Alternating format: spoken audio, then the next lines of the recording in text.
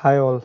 So let's start this final activity. So final, I mean to say is actually these are the generalized activities which we use to export well the logical backups. Okay. Now in the future on the other videos, what I will cover is import activities and the different parameters we need to actually cover, right? So different parameters, different settings, okay, using queries, using the parameter files, using the database link, and all those things, as well as excluding and including the parameters. And I also promised about the impdp command as well, so importing it, importing whatever you have exported.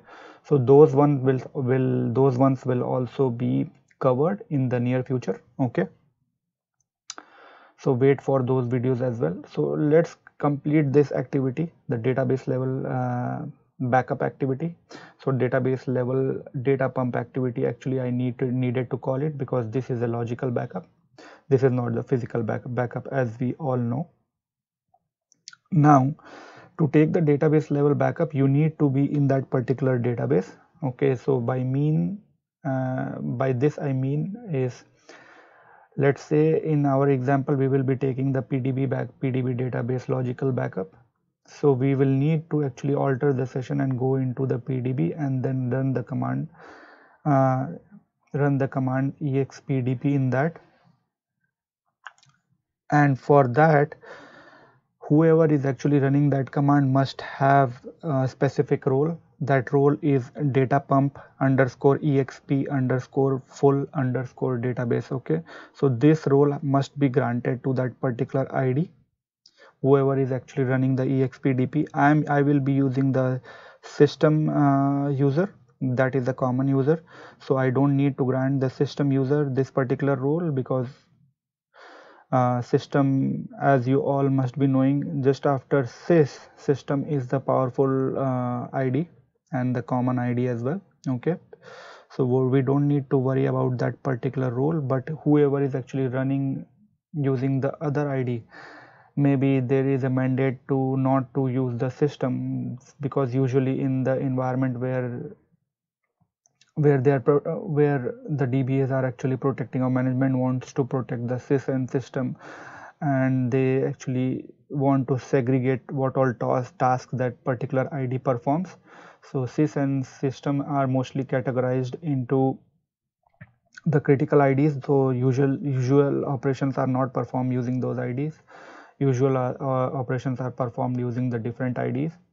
So DBAs create the IDs, make sure to provide all those specific grants, and then run using those IDs. Okay, so make sure that if you are running using the, let's say, user A, then grant this data pump exp full database role, okay, before running, otherwise it will throw the error. I will be using the system. Okay, let's get started.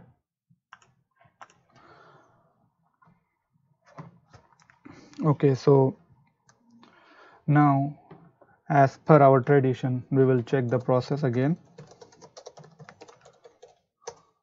This is pretty much required.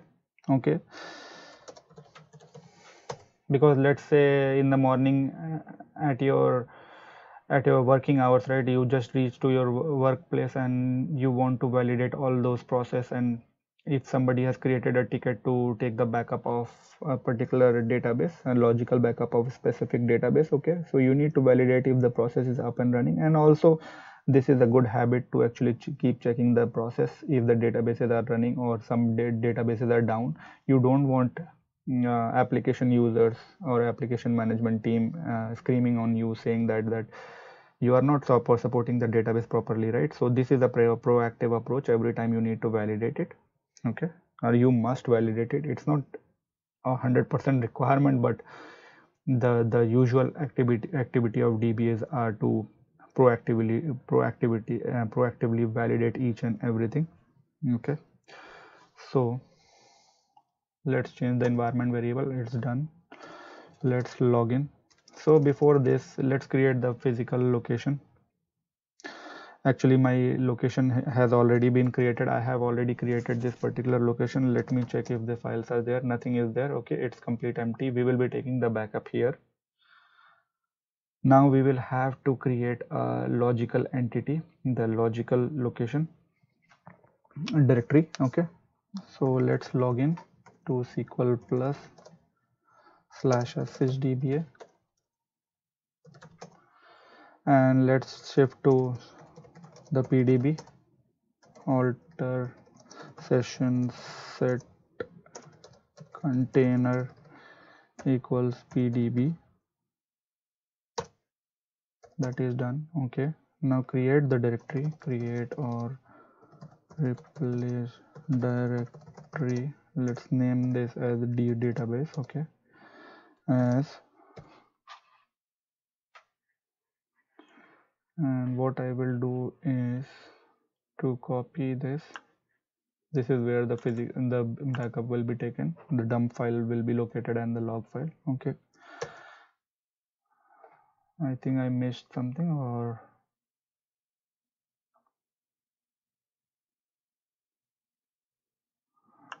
directory equals no.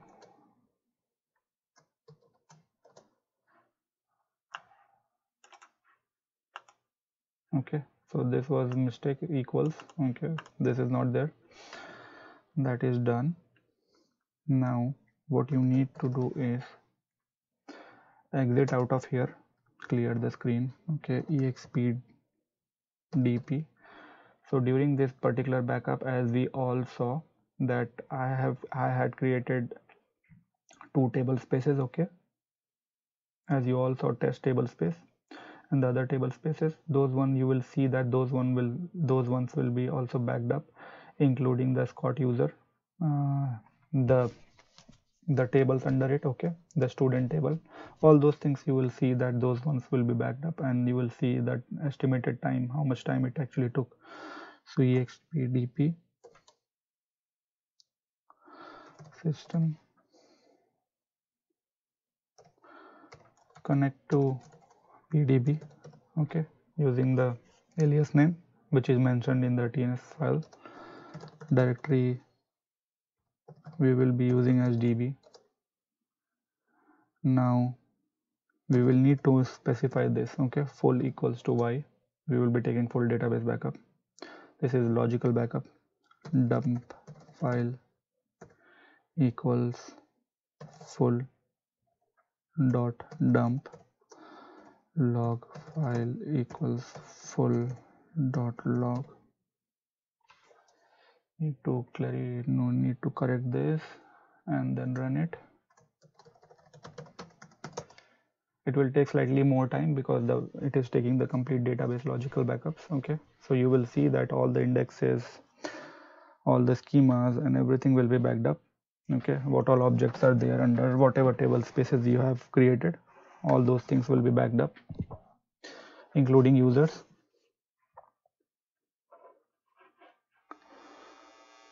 Let it run.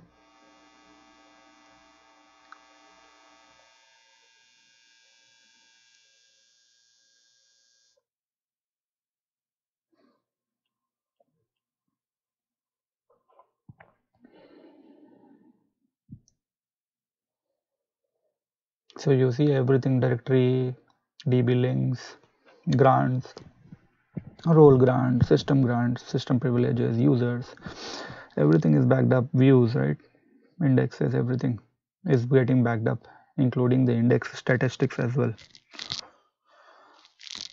So yeah, I'm not going to pause this video. You guys need to look at this and then compare it to whatever you are doing at your home as well, or in your environment.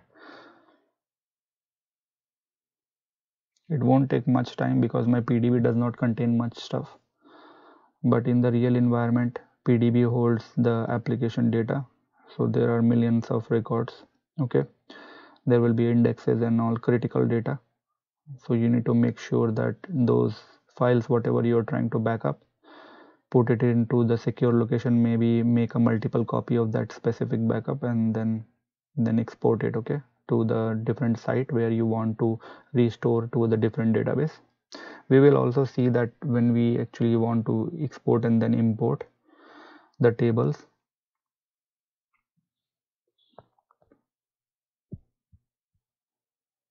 See, everything is getting backed up.